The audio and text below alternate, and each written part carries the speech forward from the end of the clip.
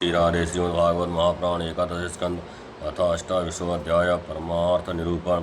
श्री भगवान श्री कृष्ण कहते हैं, उद्धव जी, यद्य व्यवहार में पुरुष और प्रकृति, दृष्टवा और दृश्य के भेद से दो प्रकार का जगत जान पड़ता है, तथा परमार्थ दृष्टि से देखने पर यह सब एक अधिष्ठान स्वरूप ही है। इसलिए किसी के शांत, घोर और मूढ़ स्वभाव तथा उनके अनुसार कर्मों की न स्तुति करनी चाहिए और न निंदा, सर्वदा अद्वैत दृष्टि रखनी चाहिए।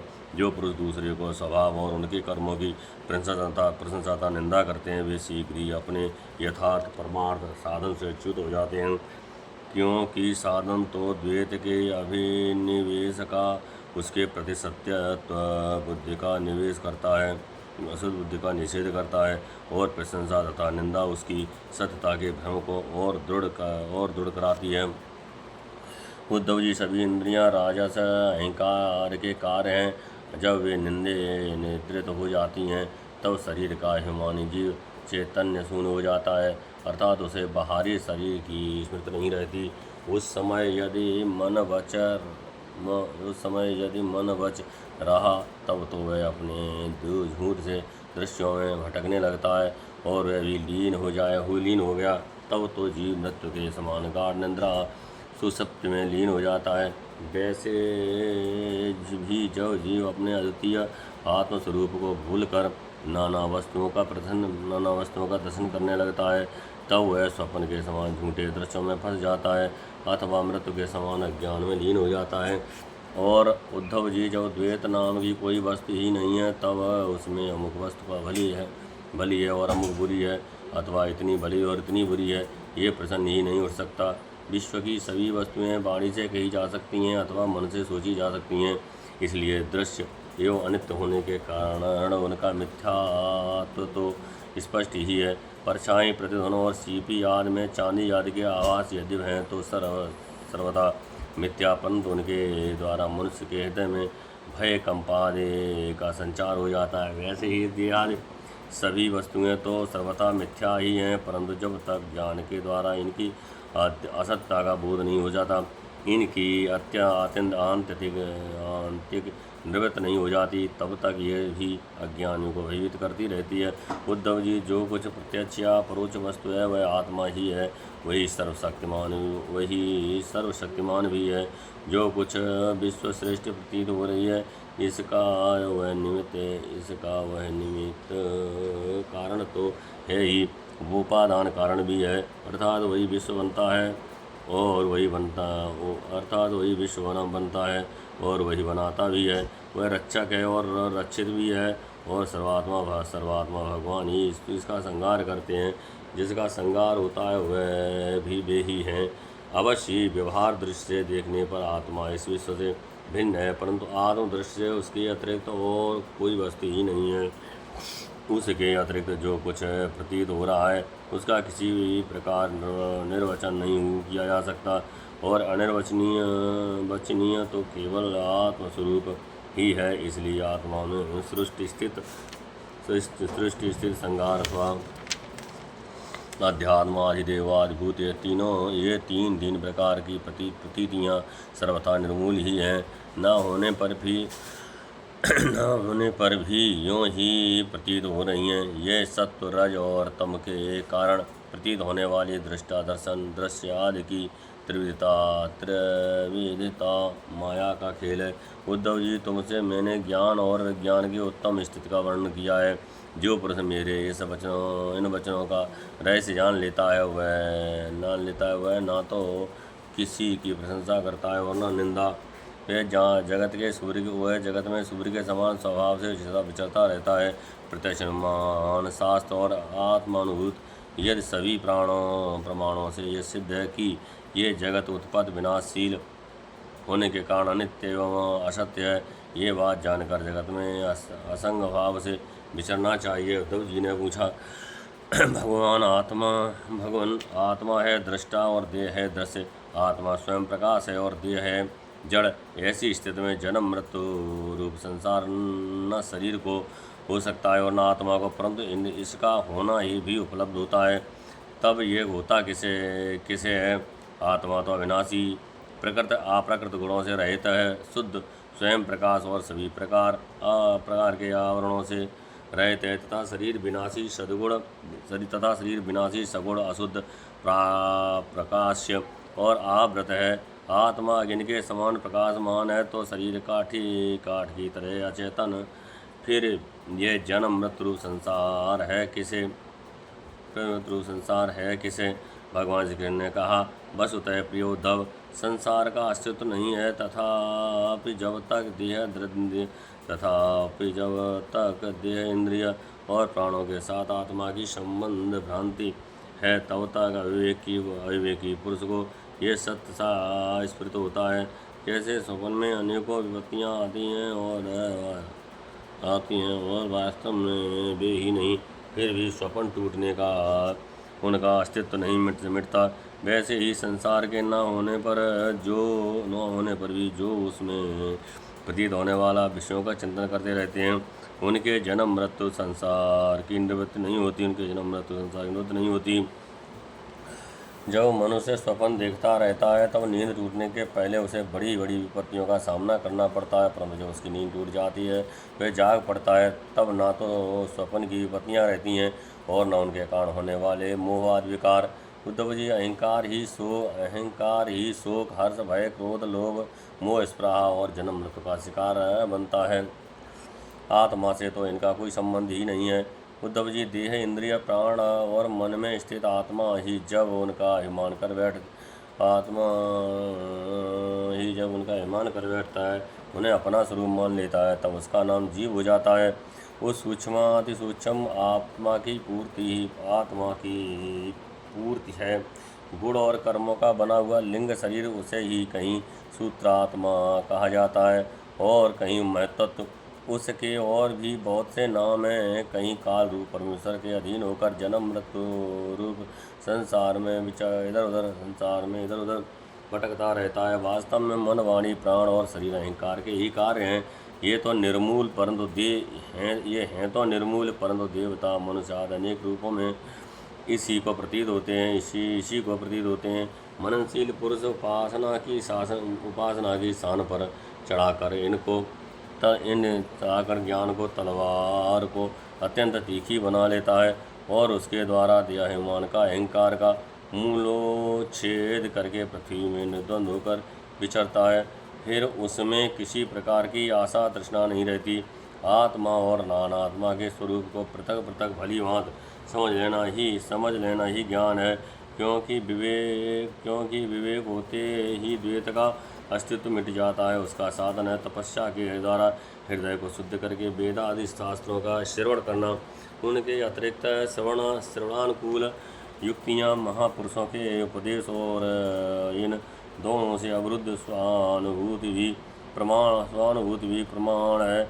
उसका सार यही निकलता है कि इस संसार के आदमी जो तथा अंत में जो रहेगा, जो उसका मूल कारण और प्रकाशक है, वही अद्वितीय उपाद्य शून्य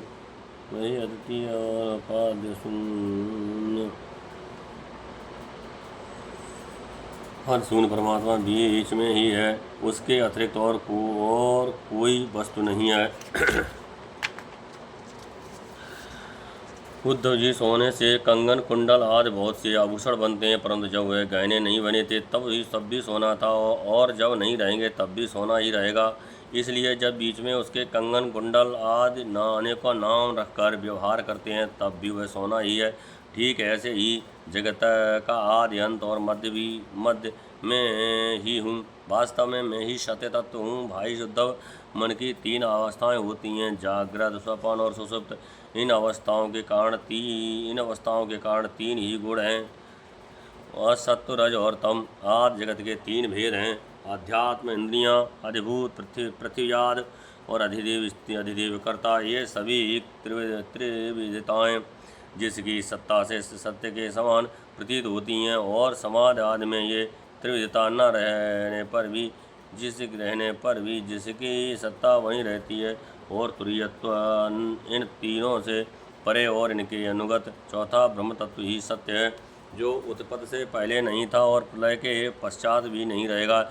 ऐसा समझना चाहिए कि बीच में भी वह है ही नहीं, केवल कल्पना मात्र, नाम मात्र ही है। यह निश्चय सत्य है कि जो पदार्थ जिससे बनता है और जिसके द्वारा प्रकाशित होता है वही उसका वास्तविक स्वरूप है, वही उसकी परमार्थ सत्ता है। यह मेरा दृढ़ निश्चय है। ये जो विकारमयी राजस सृष्टि है, ये न होने पर भी दिख रही है। यह स्वयं प्रकाश ब्रह्म ही है। यह स्वयं प्रकाश ब्रह्म ही है। इसलिए इंद्रिय, विषय, मन और पंचभूत आदि जितने चित्र विचित्र नाम रूप हैं, उनके स्वरूप में ब्रह्म ही प्रतीत हो रहा है। ब्रह्मचारी ब्रह्म विचार के साधन हैं श्रवण, मनन, निध्यासन निधिध्यासन और स्वानुभूति।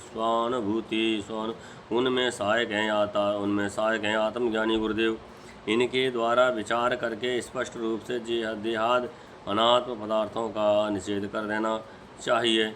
इस प्रकार निषेध के द्वारा आत्म विषयक संदेहों को छिन्न भिन्न करके अपने आनंद स्वरूप आत्मा में ही मग्न हो जाए और सब प्रकार की विषय वासनाओं से रहित हो जाए। निषेध करने की प्रक्रिया यह है कि पृथ्वी का बेकार होने के कारण शरीर आत्मा नहीं है। इंद्रियां उनके अधिष्ठात्र देवता, प्राण, वायु, जल, अग्नि एवं मन भी आत्मा नहीं है, क्योंकि इनका धारण पोषण शरीर के समान ही अन्न के द्वारा होता है।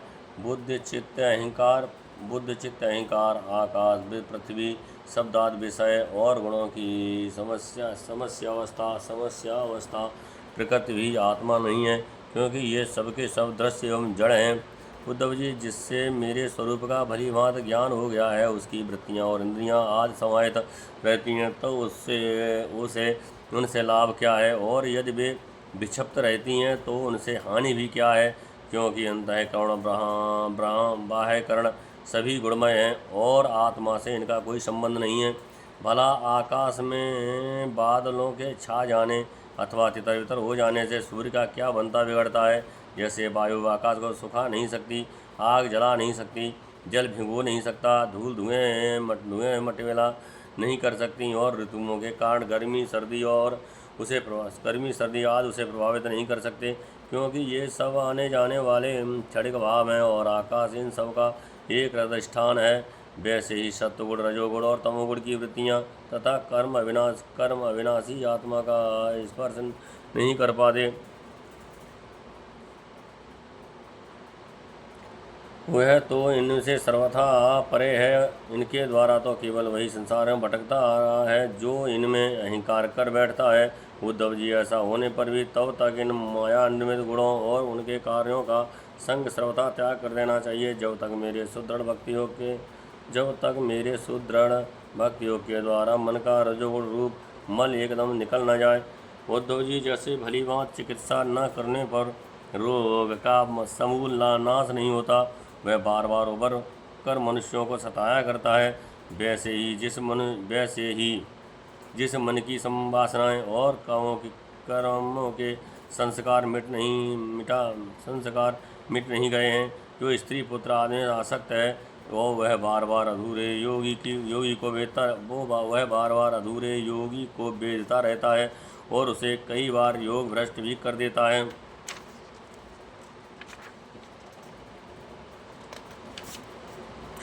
देवताओं के द्वारा प्रेषित शिष्य पुत्र आदि के द्वारा किए हुए विघ्नों से यदि कदाचित अधूरा योगी मार्गच्युत हो जाए तो भी वह अपने पूरा अभ्यास के कारण पुनः योग अभ्यास में ही लग जाता है।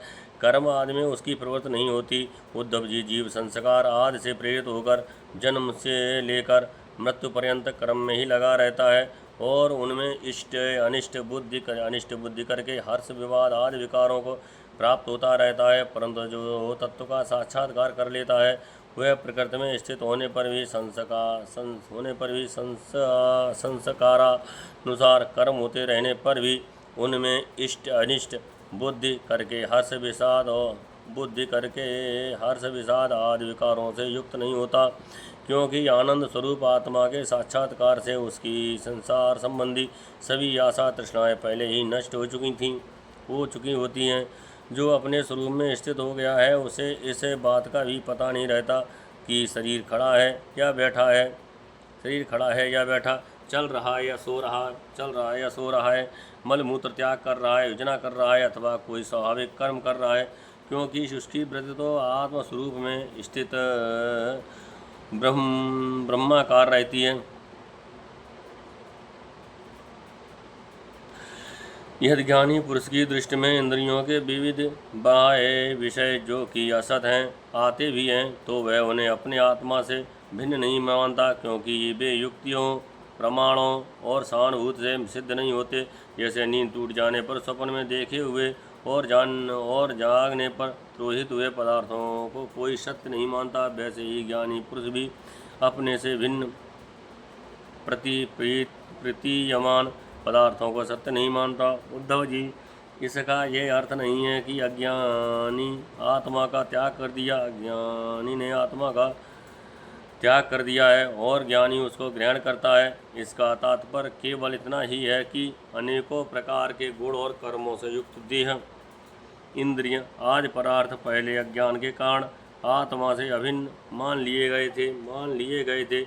उनका विवेक नहीं था। अब आत्मदृष्ट होने पर अज्ञान और उसके कार्यों की निवृत्ति हो जाती है। इसलिए अज्ञान की निवृत्ति ही अभीष्ट है और वृत्तियों के द्वारा न तो आत्मा का ग्रहण हो सकता है और न त्याग। जैसे सूर्य उदय होकर मनुष्यों के नेत्रों के सामने से अंधकार का पर्दा हटा देते हैं, वैसे ही नई वस्तु का निर्माण नहीं करते, वैसे ही मेरे स्वरूप का दृढ़ अपरोक्ष ज्ञान पुरुष के बुद्धिगत अज्ञान का आवरण नष्ट कर देता है। वह इंद्र रूप से किसी वस्तु का अनुभव नहीं करता।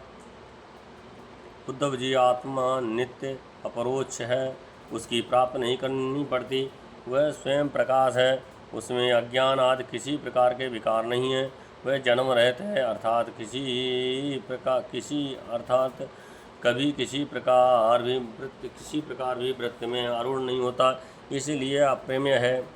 ज्ञान आदि के द्वारा उसका संस्कार भी नहीं किया जा सकता।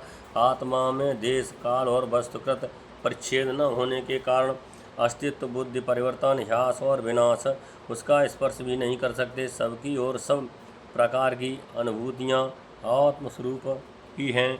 जब मन और वाणी आत्मा को अपना अविषय समझकर निवृत्त हो जाते हैं, तब वही सजातीय, विजातीय और स्वागत भेद से शून्य एक अद्वितीय रह जाता है। व्यवहार दृष्टि से उसके समरूप का वाणी और प्राण आदि के प्रवर्तक के रूप में निरूपण किया जाता है। उद्धव जी, अद्वितीय आत्म तत्व में अर्थहीन नामों के द्वारा विविधता मान लेना ही मन का भ्रम है, अज्ञान है। सचमुच ये बहुत बड़ा मोह है, क्योंकि अपने आत्मा के अतिरिक्त उस ब्रह्म का भी कोई अधिष्ठान नहीं है। अधिष्ठान सत्ता में अध्यास्त की सत्ता है और सत्ता है ही नहीं, इसलिए सब कुछ आत्मा ही है। बहुत से पंडित अभिमानी लोग ऐसा कहते हैं कि ये पंचभौतिक द्वैत विभिन्न नामों और रूपों के रूप में इंद्रियों के द्वारा ग्रहण किया जाता है, इसलिए सत्य है, परंतु यह तो अर्थहीन वाणी का आडंबर मात्र है। क्योंकि तत्वतः दो इंद्रियों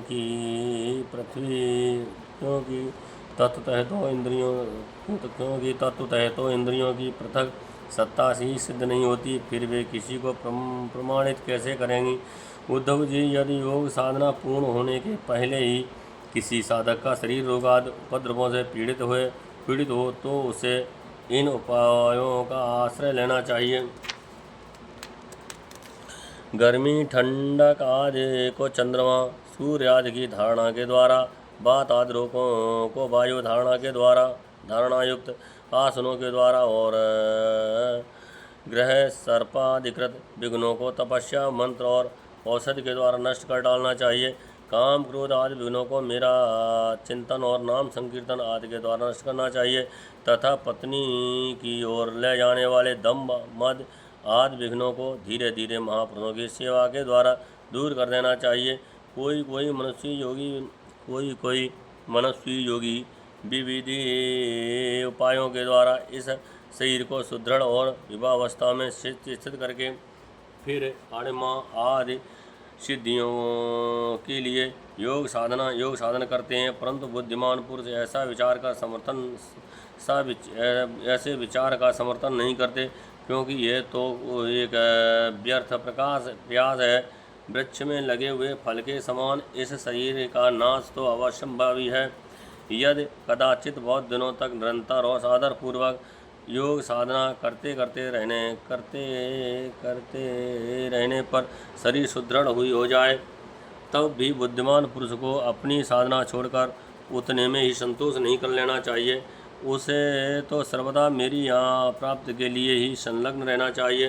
जो साधक मेरा आश्रय लेकर मेरे द्वारा कही हुई योग साधना में संलग्न रहता है, उसे कोई भी विघ्न बाधा डिगा नहीं सकती। उसकी सारी कामनाएं नष्ट हो जाती हैं और वह आत्मानंद की अनुभूति में मग्न हो जाता है। इस श्रीमद्भागवते महापुराणे परमहंसायां संहितायां एकादश स्कंदे 28वां अध्याय। जय जय श्री राधे।